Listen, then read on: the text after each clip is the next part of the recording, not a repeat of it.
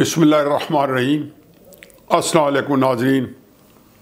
कल फाइनली 18 दिन बाद साद रिजवी साहब रिहा होकर घर पहुँचे हैं।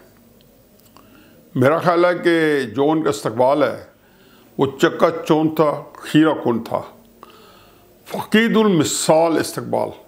और इतनी दुनिया, अब देख लें कि हम कहाँ खड़े हैं और वो किस तरीके से साद रिजवी साहब मर्ज खलाइक बन चुके हैं, किसी तरीके से बेपनाह बहुत सारे लोगों की आंख का तारा बन चुके हैं।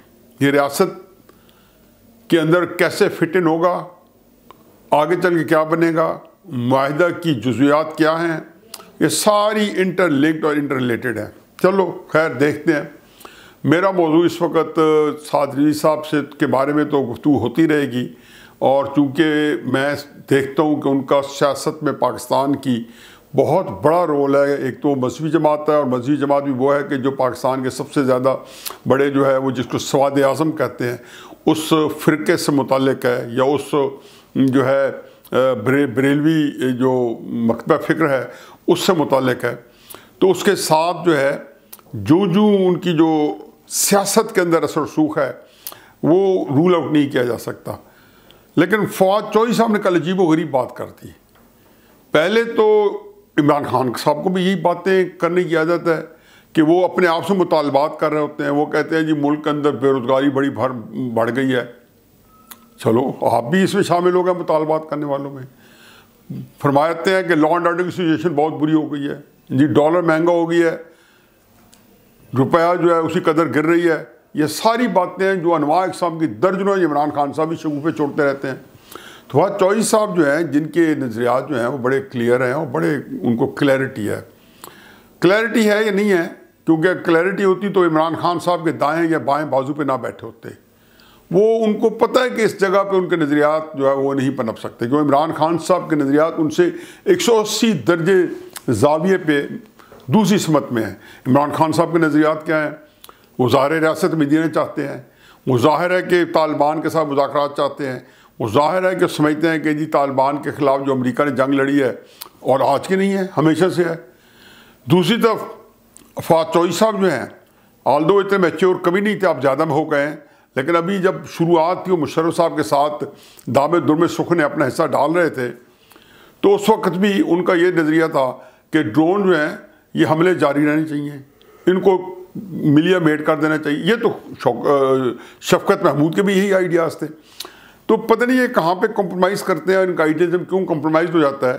क्योंकि मैं समझता हूँ कि मैं भी इमरान साहब के साथ जो है दिलो जान से कई दहाइयाँ बसर की, उनकी सियासत में भी 12, 14, 15 साल तो मैं साथ रहा। ये हो नहीं सकता कि कोई मेरे नज़रियात से कुछ चीज़ क्लैश कर रही हो और मैं इमरान साहब के साथ कॉन्टेस्ट ना करूं या उसको आगे चलने दूं। उसमें से वजह नज़ार जब आती है तो बड़ी संगीन हो जाती है, क्योंकि कुछ बुनियादी असूल होते हैं, लेकिन इन लोगों का इशू कोई है ही नहीं। अब कल वो फरमा रहे थे कि जी साद रिजवी साहब से जो मुआहिदा है उसमें रियासत जो है पसपा हुई है, तो हजूर इस रियासत को कौन नुमाइंदगी कर रहे हैं? अगर आप भी रियासत वही समझते हैं, इस्टेब्लिशमेंट को और हुकूमत को उससे अलहदा समझते हैं जैसे हम समझते हैं, फिर तो इसके अंदर एक बहस दूसरी हो जाएगी। लेकिन आप अपनी हुकूमत को रियासत कह रहे हैं और आप ये कह रहे हैं कि इंतहा पसंदी परवान चढ़ी है। पहली तो बात है कि आप इन्फॉर्मेशन बिल्कुल गलत है। पाकिस्तान के अंदर इंतहा पसंदी सिर्फ मजहबी नहीं है जो आपके दिलों में खटक रही है कांटे की तरह। उसकी जो पाकिस्तान के अंदर जो इंतहा पसंदी है, ये तो कौमियत के ऊपर इंतहा पसंदी 50s और 60s में शुरू हो गई थी। बलोच कौम परस्त जो है 58 के मार्शल के बाद उनके खिलाफ कितने इक़दाम किए गए, वो पहाड़ों पे चढ़ गए और वहाँ से लड़ाई होती रही। 72-73 के अंदर ये नजम सेठी साहब और राशिद रहमान साहब और पंजाब से बेशुमार लोग गए थे जब बलोचों ने भुट्टो साहब की हुकूमत के वक्त में बलोचिस्तान में बगावत बुलंद किया था। तो ये सारे जो थे वहाँ पर कितना बड़ा ये लड़ाई लड़ रहे थे। ये सारे इंतहा पसंद इसी को तो कहते हैं। अब ये सारी चीज़ें आप इनको काउंट करते हैं। फिर लसानी बुनियादों पे जो 80 की दहाई में जहाँ पे मजहबी इंतहा पसंदी जो थी वो भी एक तरफ आ रही थी, और वो एक जहाद को आप चूँकि इंतहा पसंदी कहते हैं, तो जहाद के अंदर जो है वो तो रियासत ने स्पॉन्सर की थी। और रियासत ने बाकी की थी या नहीं की थी उस पैसे में नहीं पढ़ना चाहता हूँ, लेकिन जो लसानियत की बुनियाद पर इंतहापसंदी थी, तो फवाद चौधरी साहब आप लोग जो हैं अपने आप को, जिसको कहना चाहिए कि जो मुनाफकत है या जो दोगलापन है, इससे निकलें। रियासत मदीना के अंदर आप जो माल बेच रहे हैं वो उसके मुताबिकत नहीं रखता। कम अज़ कम जो बज़ाहिर आपको इस दुकान के अंदर जो माल रखना है वो ये माल नहीं है, वो कोई और माल है। फिर आप उसके बाद जब इल्ज़ाम लगा रहे हैं तो फिर अपनी लीडर से जाके पूछें। और ये जो बयानिया है आपका ज़ाती है, तो लीडर से पूछो उसका बयानिया क्या है, और लीडर का बयानिया भी आपसे मिलता है, तो फिर जो वाक़या जो अमलन जो सूरत हाल से हमें निपटना पड़ा है वो किसका बयानिया था। और साद रिज़वी साहब से जो मुआहिदे हुए हैं एक के बाद दीगर, तीसरा चौथा उनके वाले साहब से उससे पहले हुआ था, उनकी वफ़ात से रेलत से चंद दिन पहले, ये सारे मुआहिदे आप देखें, इनके अंदर एक ही तरतीब से एक ही मुतालबात हैं और सारे हैं कि फ़रांसी से सफ़ीर जो है उसको निकाला जाएगा। बाद में ये आपने ऐड करवा दिया कि असम्बली के अंदर जाएगा, आपने उनको रहा करना था, उनकी जमात को सियासत में हिस्सा लेने की इजाज़त देनी थी। ये ज़रूर आपने कह दिया होगा कि आप धरने ना करें, वक्ती तौर पर नहीं करेंगे, लेकिन साथ उन्होंने कहा होगा कि अगर आप ये करेंगे तो हमें धरने करने की ज़रूरत नहीं है। ज़ाहिर है वो काम करेंगे तो धरने नहीं करेंगे, अगर आपने अपने बातें ना मानी तो वो धरने करेंगे। अब आपने उसको इजाज़त दे दिया, रियासत पाकिस्तान ने दिया, तो किसके आगे रोना रोते हैं। अब ये सारी सूरत हाल है, हम खड़े कहाँ हैं और पाकिस्तान जो है किस सूरत हाल से दो चार है। खुदा गवाह है कि किसी बिल्डिंग की लिफ्ट में खड़े हो तो लिफ्ट ऑपरेटर पूछता है जी मुल्क किधर जाएगा। किसी मस्जिद में जमात के लिए किसी भी जगह पे टाइम आ जाए, आप जाएं बैठें, शक्ल देख लेते हैं कोई जो जिनको मेरा चेहरा थोड़ा सा शनासा नज़र आता है, जो टीवी के लिहाज से मुझसे मुतारिफ होते हैं। अगला सवाल यह कि पाकिस्तान कहाँ खड़ा है, पाकिस्तान किस सिमत में जा रहा है। पाकिस्तान के बारे में वो इसलिए फ़िक्रमंद नहीं है, बहुत लोग उनका इतना शौक नहीं है कि मुल्क के लिए है। मुल्क के लिए फ़िक्रमंद तो वो हैं कि जो हमारे जैसे लोग जो हैं, जो थोड़ा बहुत जो है एक नज़रियाती तौर पे और मुल्क की जो अहमियत है उसको समझ जो करते हैं वो, और इस लिहाज से ज़्यादा हम पेन लेते हैं। वो पेन लेते हैं कि उनको अपना मुस्तकबिल और 2 वक्त की रोटी और अपने जो मसाइल हैं डेली, जहाँ उन्हें बिजली का बिल देना है, जहाँ गैस या कोई ईंधन इस्तेमाल करना है खाने के लिए, खाने की चीज़ें लेनी है, कोई अगर मोटर बाइक है तो उसके अंदर जो कोई 1 आध लीटर पेट्रोल डलवाना है, तो ये लोग जो हैं इनको ये पता लग रहा है कि इनका जो कल है वो उनको तारीख नज़र आ रहा है। परसों की मैं बात नहीं करूँ, कल वो ये कह रहे हैं कि आज गुजरेगा या नहीं गुजरेगा। तो ये पाकिस्तान की सूरत हाल है। इसमें अहम क्या है, EVM मशीन। ये आपने देखा क्या घमसान का रन पड़ा है, क्या दंगल था ISI के चीफ को लगाने के लिए और जनरल फैज़ को रिलीज़ करने के लिए। अब जनरल फैज़ साहब को भी आखिरी दिन है, अल्लाह ताला ने कितनी इज्जत दी है, कितना वक़ार दिया है, क्या मकाम दिया है। मेरा ख्याल है किसी दिन अगर, चूँकि बहरहाल एक 3 स्टार जनरल हैं और 3 स्टार जनरल जो है एक बड़े प्रोसेस के बाद बनता है, कम से कम भी उनके अंदर एक फ़हम और एक जिसको कहना चाहिए कि एवेल्युएट करने का या ख़ुद एहतसाबी का जो निज़ाम है, कम से कम तो हर सूरत में मौजूद होना ही चाहिए। और फ़ौज का निज़ाम तो है ही ख़ुद एहतसाबी के ऊपर चलता है।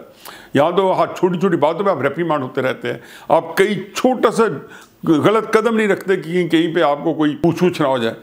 तो जो आपने ये गुज़र औकात की है जब से आप ISI चीफ बने हैं और जब से आप ISI आपने ज्वाइन की है, उसके बाद आप चीफ बने हैं, जो आपने की हैं, आप ही अपनी अदाओं पे अगर जो है गौर करें तो हम क्या कह सकते हैं। आप अलविदाई मुलाकातें कर रहे हैं और मेरा ख्याल है कि कितने मुतनाज़ आदमी की हैसियत से आप फौज में रहेंगे। आपके जो साथी हैं जो आपके साथ बैठेंगे वो आपके बारे में क्या सोच रहे होंगे। फिर आप कहेंगे कि चूँकि ये एक इज्तिमाई का ही डिसीजन हुआ होगा, पता नहीं आपको कितना कहा गया होगा इज्तिमाई डिसीजन का, और आप कहाँ तक जो है उसको ले गए होंगे। चलो अल्लाह ताला आपके कैरियर को मज़ीद 4 चांद लगाएं। हो सकता है कि आप जब इस मुल्क में सब कुछ मुमकिन है, अव्वल तो बड़ा मुश्किल है कि आपकी जो बकाया जो जॉब है वो किस तरीके से गुजरेगी और कौन कौन से फ़ौज के डिसिप्लिन की चीज़ें को आप पे नाफिज होगी या नहीं होगी, मुझे उसके बारे में नहीं पता। लेकिन जब आपका इम्कानी सूरत है कि अगर 4 स्टार जनरल बन गए और अल्लाह करे कि इमरान खान साहब भी उस वक्त तक इक़्तिदार में रहें और क्योंकि मैं तो हमेशा ये कहता हूँ कि इमरान खान साहब को बिल्कुल फितरी तौर पे अपने मंतकी अंजाम तक पहुँचना चाहिए। तो आप बन जाएं इमरान खान साहब इक़्तिदार में हो तो वो कैसा पाकिस्तान होगा, और फिर वहाँ में आपकी क्या जो एक्टिविटीज़ होगी, और आप कौन सी कोई नई चीज़ नजायत इंट्रोड्यूस कराएंगे। अगर पाकिस्तान अल्लाह करे कि ये उस वक़्त कायम दायम रहे और उसके बाद भी रहे और हमारी ज़िंदगी ख़त्म हो जाएं और ये हमेशा हमेशा के लिए मुल्क जो है शाद आबाद रहे। अब इन हालात में उधर से जब खमसान का ISI का ख़त्म हुआ और फैज़ साहब जो है चांद ग्रहण भी हो गया, और आप जो है कल जो है पेशावर ज्वाइन कर लेंगे, कल भी एक ग्रहण था, आज भी एक ग्रहण है, तो कल जो है इमरान खान साहब पता नहीं किस ब्याह पे आपको रख के बैठे थे और उसमें शायद कुछ काम भी करवाने होंगे। अब बज़ाहिर तो यह है कि EVM मशीन या ओवरसीज़ पाकिस्तानी के वोट्स ये सारे अपनी जगह पे, इलेक्शन कमीशन जो है किस हद तक आज़ाद रहता है और इन EVM मशीन के ऊपर क्या कुछ जो है वो एक स्टैंड जो अपना बरकरार रखता है, इसके बारे में मैं कोई ज़्यादा खुशफहमी का शिकार नहीं हूँ, क्योंकि हमारे इदारे जो हैं बहरहाल जो है कहीं ना कहीं पे जाके झुक जाते हैं। लेकिन मुझे अफसोस है कि मुल्क की इस अबतर सूरत हाल में असम्बली में जो घमसान का रन अब असम्बली के अंदर पड़ा है परसों, वो किस ग्राउंड पे पड़ा है कि जी ओवरसीज़ पाकिस्तानियों को वोट्स मिलने चाहिए, कैसे होगा, कैसे उसको फुल प्रूफ किया जाएगा, ये अलग बात है। इमरान खान साहब ने ये बात दो तीन उनके हैं इसके ऊपर, क्योंकि ज़ाहिर है कि वो कहता है ना कि वाइस दलील लाए जो महके जवाज़ में इकबाल को ये ज़िंदा के पीने छोड़ दे। पहली दलील कि जी देखो दुनिया कहाँ पहुँची है, इलेक्ट्रॉनिक्स और कहाँ का साइंस तरक्की कर गई है। हाँ, यहाँ पे लोग ये EVM मशीन की मुखालफत कर रहे हैं। हजूर, हमने टेक्नोलॉजी यूज़ की थी 2018 में, RTS किया था, किसी ने इतराज़ नहीं किया था, सारों का आमना व सदकना। एक RTS ने इलेक्शन का रिजल्ट चेंज करके रख दिया। एक RTS ने दर्जनों लोगों को जो है उनकी शिकस्त को जीत को शिकस्त में तब्दील कर दिया। एक RTS ने दर्जनों लोगों की शिकस्त को जीत में तब्दील कर दिया। क्या ये EVM जो है ये कोई टेक्नोलॉजी जो है ये 7th जनरेशन टेक्नोलॉजी है, ये RTS से मुख्तलिफ होगी, अब ज़्यादा कॉम्प्रिहेंसिव होगी। अब तो आप मशीन पूरी के लेके बैठे होते हैं, ये भी बात नहीं है। एक चीज़ के ऊपर मैंने कल भी कहा है, परसों भी कहा है कि जब आपका ट्रस्ट डेफिसिट हो जाए, जब आपके एतमाद का फुकदान हो, तो जाहिर है कि आपके दो फ्रीक है ना, एक आप है एक अपोजिशन है। अपोजिशन कहती है हमें नहीं चाहिए। दूसरा आपकी दलील क्या है? एक तो आप कहते हैं जी कि ये लोग एक जदीद जो है टेक्नोलॉजी उसको नहीं मान रहे, और ये बड़ी हैरानगी पेश करते हो, आप रोज़ाना तकरीरों में करते हो। दूसरी करते हो जी सारे इलेक्शन मुतनाज़िर है। भाई मुतनाज़िर किसके दरमियान होते हैं? जो इलेक्शन जीत जाता है, जो इलेक्शन हार जाता है। एक ऐसी मशीन जो पहले से मुतनाज़िर हो गई है, आपकी मुखालिफ जो है, आप तो कह रहे हैं ना सारे इलेक्शन मुतनाज़िर है। अब मैं कैसे मान जाऊंगा, अपोजिशन कैसे मानेगा इलेक्शन जीत जाए? फर्ज किया आप जीत जाए RTS से। जो EVM मशीन है इसका मैं पूरा बता दूं, हजूर इसकी पूरी औकात बता दूं, जिसको आपने इतना जिसकी वकालत कर रहे हैं, और ये सारी गेम जो हुई है कि यकदम आप लगा है कि पूरी एस्टेब्लिशमेंट के पीछे है। तो एक वो मैं शेर है जो गज़ल है, बड़ी सुन के हमारे कान पक गए हैं कि मैं ख्याल हूँ किसी और का, मुझे सोचता कोई और है, सरे आईना मेरा अक्स है, पसे आईना को और है, इसके पीछे को और है। ये जो है ना वो एक इकबाल का एक और भी बड़ा खूबसूरत शेर इकबाल का कि आग है औलाद इब्राहीम है नमरूद है, क्या किसी को फिर किसी का इम्तिहान मकसूद है। वो सारे करैक्टर देख लें कि वो सारी चीज़ें पैदा हुई हैं, जिन लोगों को उसमें जलना है आग में वो भी मौजूद है, आग भी मौजूद है, नमरूदी सिफात मौजूद है। और ये EVM उससे मुख्तलिफ नहीं है। ये EVM जो है, मुझे इसके पीछे पहली बात तो यह है कि बहुत बड़ी जो मेरे जहन में आता है वो ये है कि जब EVM जो है कानून बन गया और इलेक्शन कमीशन इसके तहत जो है इलेक्शन करवाने हैं, जब इलेक्शन EVM के तहत इलेक्शन करवाने हैं और फ़र्ज़ किया कि EVM मशीनें जिनकी 2 लाख के करीब आपको मशीन्स चाहिए पाकिस्तान में इलेक्शन करवाने के लिए, और 2 लाख मशीन्स के लिए आपको 150 अरब रुपया या 200 अरब रुपया पैसा चाहिए। फिर गवर्नमेंट का प्रोसेस है हुकूमत का कि आप उसकी महीनों पहले तैयारी करते हो, ऐड देते हो, टेंडर्स आते हैं। गवर्नमेंट के अंदर तो पूरा बनता है, उसके अंदर एक सारी चीज़ें समरीज बनती हैं। फिर जब आएंगी तो पाकिस्तान के अंदर वो जो मैजिकल चीज़ है कि आप ये 2 लाख कमीज़ें जो हैं ये मुझे तैयार करा के दिखा दें, जो हम जिसकी हमारे पास 10-15 बिलियन डॉलर की एक्सपोर्ट है, जो हम रोज़ाना सुबह शाम करते हैं। ये चीज़ें जो क्वांटिटी होती है प्रोड्यूस करना, वो भी मशीनों की।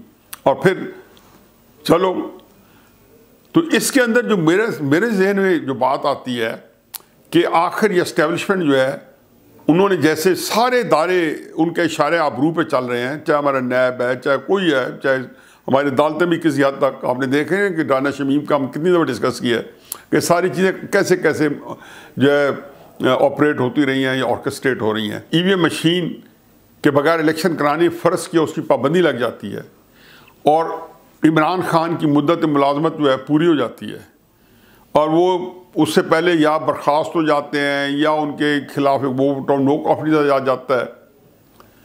तो एक जिसको कहना चाहिए कि निगरान हुकूमत बन जाती है। निगरान हुकूमत बन जाती है तो उसके अंदर हुकूमत बनने का तो प्रोसीजर मौजूद है कि जैसे ही असेंबली डिजॉल्व होगी, नया इलेक्शन होंगे, निगरान हुकूमत बनेगी। इलेक्शन कराने के लिए ईवीएम का जरूरी है। ईवीएम ना 40 मन तेल होगा, ना राधा नाचेगी, तो ना मशीनें होंगी, ना इलेक्शन होगा। तो पत्नी है उसके बाद इलेक्शन 6 महीने बाद होगा, साल बाद होगा, 2 साल बाद होगा, 3 साल बाद होगा।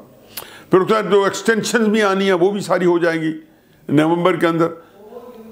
कि ना जिसको कहना चाहिए कि सांप भी शायद मर जाए और लाठी भी उसी तरीके से जो पाकिस्तान से 70 साल से कायम है उसी तरीके से कायम रहे, और ये भी एक उनकी कई वारदात भी पड़ जाए। इसमें इंटरेस्टिंग बात है जो कि ये चीज़ों में थोड़ी बहुत कमी पेशी हो सकती थी अगर इमरान खान साहब, जिनके बारे में इन्हीं क्वार्टर्स की तरफ से, जो हमारे रियासती क्वार्टर्स हैं, एस्टेब्लिशमेंट है, ये प्रोपेगेंडा किया गया कि इमरान खान साहब के साथ जो लड़ाई है, जो धीगा मुश्ती है, वो अब इससे पीछे रिट्रीट नहीं हो सकते, हो भी नहीं सकते। तो फिर ये ईवीएम क्यों इसे शद्दोमत के साथ शुरू हुई और फिर क्यों सारी इत्तेहादियों ने पहले उसके खिलाफ एक स्टैंड लिया और फिर सब ने उसके साथ समझौता कर लिया। और वो शेरा फिर जनरल फैज़ हमीद साहब के सर पे, जिनकी टेलीफोन कॉल्स गई, जिनके आईएसआई की एस्टेब्लिशमेंट के लोगों को, और बुलाया गया और मजबूर किया गया कि ईवीएम के हक पे आपने वोट देना है। उसकी वजह बड़ी मैं अहम कर रहा हूँ। उसकी वजह यह है कि एस्टेब्लिशमेंट जो है, जो उन्होंने मुतबादिल निज़ाम लेके आ रहे थे, उसमें भी उनकी कुछ मजबूरी है। उस मुतबादिल निज़ाम में मुस्लिम नून में मरीम नवाज और नवाज शरीफ साहब, इनको वो उनके ख्याल में कम से कम इस इलेक्शन तक ये पीछे रहे। दूसरी बात, वो पूरी मदद करके, और इमरान खान साहब की हुकूमत पंजाब में भी और ऊपर भी, जैसा बलूचिस्तान में भी आपने देखी है, उन्होंने एक सैंपल पेश किया, वो उसको ज़मीन बोस करने के लिए हमतन अवेलेबल हैं, तैयार हैं और मुयस्सर हैं। अब इसमें एक लकूना आ गया।